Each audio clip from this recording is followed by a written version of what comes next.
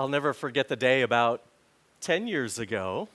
I was at this little place in Puna on Hawaii Island where there's a warm spring pool right next to the ocean. It's one of my favorite places to go when I'm over there. You can just sit in the nice warm waters, and the ocean is right there, kind of bringing the water in and out, but underneath from the hot lava and magma way down there under the ocean, it keeps the waters warm. It's one of the most relaxing and beautiful places on this earth. That day that I was there about 10 years ago, I had been just soaking in the nice warm water for about half an hour or 45 minutes, and I was heading back to my car, and right in front of me there was a local guy, looked like he was part Hawaiian, and a woman that he was with, and a small child, a little girl, and he was carrying his picnic, or what was left of his picnic actually in his hand. It was a big bag of, fast food containers and cups and straws and napkins and what have you. Little plastic packets of ketchup and mustard, perhaps. But anyway, as this man and woman and small child were walking towards his car, he took the bag that was in his hand and he walked past a garbage can and he tossed it right in front of his car, in front of this little girl. And I just felt an anger that was almost rage. And I had to just check myself for a minute there and told myself, he's bigger than you, Alan. He's got a gun rack in the back of his pickup truck. Be careful. I was trying to be wise. And actually, I don't always do this, but on this particular instance, I just kept my mouth shut. And part of it was just the shock that I was in. I thought, wait a minute. And as I looked over there, I saw all this other trash, and I thought, this guy looks to me like he's part Hawaiian. He should know better. And to do it in front of this little girl and teach her to be disrespectful, I think what was going on inside me was much deeper and much greater than anger. There was also a deep disappointment and an overall just feeling of sadness that I felt all over. And I watched them back up and drive away, and I just stood there, probably with my mouth wide open, and he probably looked at me and thought, dumb visitor. And I thought, this just should never happen. One of the things that I've learned about Hawaiian culture that is so important to me is respect for the earth and her waters. And I think that's one of the reasons why I was just in such shock, because this was such a special place on earth, next to one of the most comfortable and beautiful little bodies of water in all these islands.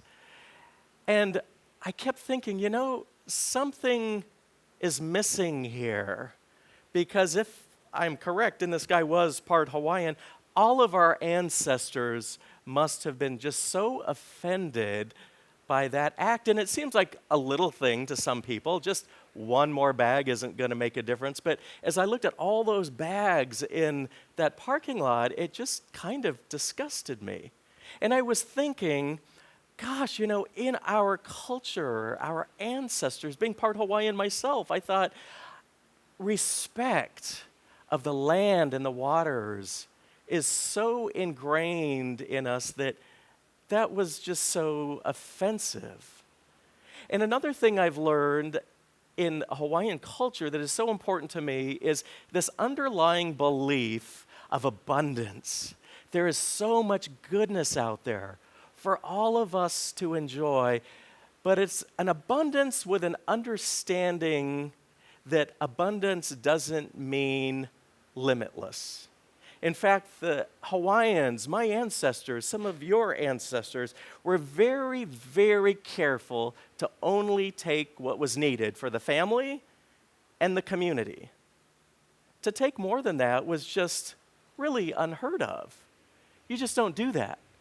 And the ali'i, or the chiefs, with the help of the priests, the kahuna. Part of their job was to assess everything that was around and make sure that the waters were not overfished, and to make sure that there would always be colorful birds on all of our trees, and to make sure that the honu, or the great sea turtles that we have, would always be around, swimming in our waters and resting on our beaches. Even the kalo, the taro that grew in the ground, the chiefs and the priests would just make sure there was always enough, not only for this generation, but for generations to come, for the children and the grandchildren and the great-grandchildren, and on and on and on. And if the chief saw that things were getting a little low, the chief would declare kapu and say, from now on, you don't get to touch that thing until we know for sure that there's enough to go around for plenty of us and for all of our descendants. I think about that a lot in these islands. And I also compare that to what our culture is like in this country and what it has been like since World War II. So, what I'm getting at is our idea of stewardship and possessions and consumerism. So after World War II, there was like mass migration throughout this country out to the suburbs, where people were moving into bigger homes with garages and lots of space. And my family did that. Most of your families did that, I'm guessing. And I'm pretty sure if you're from the mainland, if that's not true for you, you know a lot of people whose families, since World War II, moved into the suburbs to these bigger homes. And I remember growing up when most people just seemed to park their cars in their garages. But I noticed that I think by the 1980s, a lot of people were parking their cars in their driveways. And the reason for that was because they had accumulated so much stuff, they couldn't keep it in their homes, so it ended up in the garage. And so there wasn't room for the cars anymore because there was just so much stuff. And then, pretty soon, the garages were maxed out. And there wasn't enough room in the garage anymore for all the stuff. And so people started buying prefabricated metal sheds. And many of us had those in our backyards for more stuff that overflowed from the house into the garage, into the sheds. And then something kind of new came along called self-storage units. Now, they've been around for most of the century, but there has been an explosion of self-storage units in the last several decades. And the idea is we accumulated so much in our homes that we had to move stuff out into the garage, and then the garage filled up, and so we put these prefabricated metal sheds in our backyards and filled those up. And once those filled up, we started spending $100 or $200 a month keeping stuff in storage units, to the point where now the self-storage industry is somewhere around $40 billion, and yes, billion with a B. There's more money that goes into the self-storage industry today than all of the box sales for all of the movies that Hollywood and anyone else puts out in this country. Now, I want to say something first of all. I'm guilty of all of that. I have had too much stuff in my life before, and sometimes it tends to creep back in. I have stored stuff in the garage. I have had prefabricated metal sheds, and I have also had storage units at one point or another in my life. So don't hear this as a judgment like I lead this perfect, simple lifestyle and the rest of you go check yourselves. I think we're all guilty of this. I think we all are a part of this culture which says more stuff equals more joy and happiness. And I know from reading today's gospel lesson that this is not something new in the late 20th century and early 21st century. For Jesus told people back then, and I'm reading now or telling you the scripture that we heard earlier from the Gospel of Luke, be on your guard against all kinds of greed, for the abundance of possessions. I'm going to actually read the whole thing. For one's life does not consist of the abundance of possessions. Jesus was aware back then that this was a problem. And as I started thinking about the great masses of people back in the early part of the first century, I thought, so what did that mean to them? Maybe having an extra lamp? Maybe an extra water jug or two in the kitchen? An extra robe or extra pair of sandals? What would Jesus say today if he just showed up and walked through our homes and our garages and our storage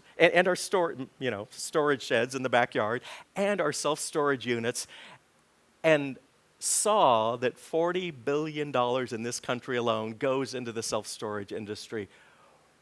I wonder if Jesus wouldn't even bother saying anything. However, there are some jewels in today's scripture lesson, and there's two in particular. These two words, life and abundance. And those two words go together in Jesus' mind and in his heart. And you see this theme throughout all the Gospels. In fact, the Gospel of John quotes Jesus as saying, I came that they might have life and have it abundantly. And as you read throughout the scriptures, especially the Gospels, but throughout all the scriptures actually, you'll see this idea that abundance and life go together if that's what you're focusing on. But if you're going to focus on an abundance of wealth that you can store, or an abundance of possessions that you can store, and all the security that you spend your whole life building up just to make sure that you have lots of things, that abundant life just doesn't happen. Those two words, abundance and life, go together. And according to Jesus, that's our focus. When I was working at a church, probably about the same time that I made my visit to Puna on the Big Island, I was a pastor, and I was at a particular church on the mainland, and I was up front doing my thing, and I noticed that this lady by the name of Eileen that was sitting on the aisle over here somewhere at this church, she got up, and I knew instantly something was wrong. Eileen was one of those people that as soon as you looked at her, you knew that her life was a painful struggle. She had polio when she was a very small child, and she had those, I forget what they're called, the brace crutches that you have to use to walk around, and she had all sorts of health issues. I can't imagine the struggles and the pain that she dealt with, but Eileen was one of those persons, when she walked into the room, she just lit the place up because of the joy that she exuded, and there was just something about her that just made you want to spend time with her. She was a quiet person, and in the worship service or in a room, you rarely heard her, but when she did say something, it seems like it was always one of the most positive things you could ever hear somebody say. She was so grateful and so positive. But on that particular day, when I saw Eileen get up from church, I thought, oh dear, something's wrong. I can just tell. She didn't look right. And as soon as the worship service was over, I went and found her sitting on a bench next to the doors of a chapel that our church had, and while we were worshiping, we allowed another church to worship in that chapel. And I just went up to her and I said, Eileen, what's going on? And she said, well, that pastor in there of that other congregation littered in our parking lot. And I'm going to confront him. So I said, okay. And she said, I saw with my own eyes, he got out of his car. It was really similar to what I saw in Pune, except he was getting out of the car because he was eating his lunch with a parishioner, or dinner, or whatever it was. But anyway, she said, he got out, and he had his bag of trash, and right in front of his parishioner, he threw it in our hedge.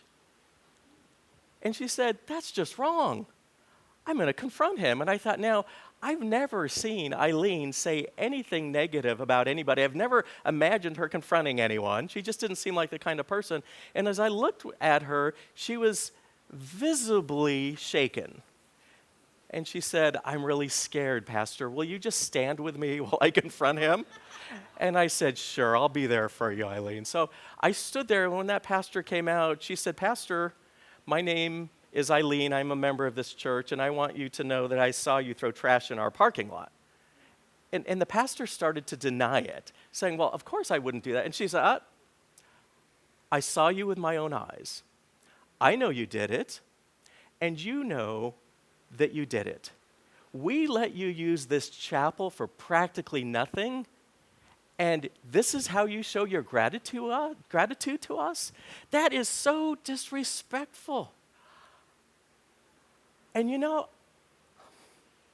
I can't believe you would do it, but I especially can't believe you would lie about it in front of my pastor here.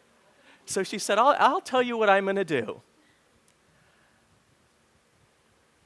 I'm going to invite you, and now the real Eileen comes out. I'm going to invite you to write a letter to our pastor explaining to him what you did. And I want you to apologize because that was wrong.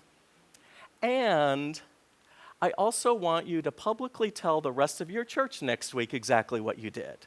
And she said, if you don't do those two things, I'm going to write a letter to our church telling them that you threw trash in our parking lot and you lied about it in front of our pastor, and I'm going to ask our church to never let you come back here.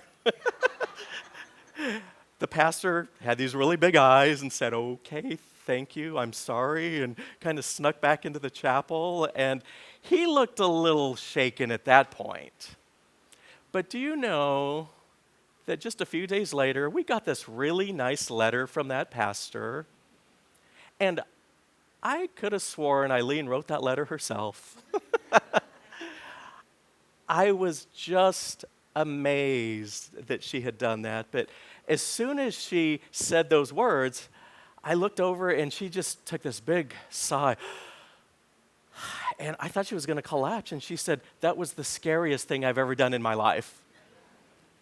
But do you know that after that, she seemed even more joyful than normal? It was almost like there was a spring to her step.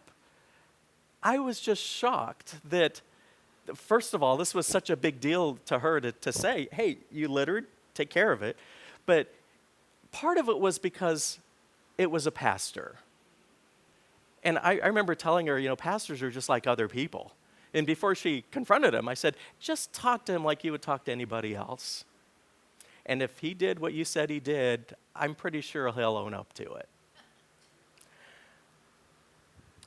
Last week, I shared at some point during the worship service that when I was a consultant, I actually took about 6 years off from full-time pastoral ministry, and I was a consultant to churches and nonprofit religious organizations, and I was told by my supervisor, Alan, you are a stewardship consultant.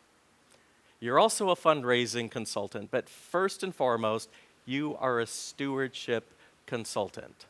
And so I would travel around the country teaching principles of Christian biblical stewardship to people and inviting them to support their church or their conference or their diocese or a school or a religious retreat center or something like that. And I would often tell people, I learned so much more from you than I can ever imagine you learning from me. And the same is true as a pastor. When I think of the examples of stewardship in people like Eileen, I just think, wow, I've learned so much. And when I look around this room and I look at all of you and how generous all of you are, I think to myself, gosh, you, you couldn't possibly learn more from me about stewardship than I learned from you by example and by your lives. When I think of our church budget that we have to deal with every year, it's just part of the job as the pastor and the church council, I don't worry about a thing. Because you people of this congregation are so generous and so joyful anyway that I just know that there's really nothing to worry about. And I will tell you, I have colleagues, many of them, this is their least favorite time of the year. They hate talking about money and they hate trying to balance the budget. And I want you to know that in this church, it is a joy for me to talk about stewardship. First, the money just takes its own proper place when people look at all the abundance that God has given to them and to all of us, and they respond, you respond with generosity. There's nothing at all for me to worry about. I just pray that we continue to being the joyful and generous people that we are, and that we continue inviting people in to this wonderful congregation that does so many good things on this island simply by showing up.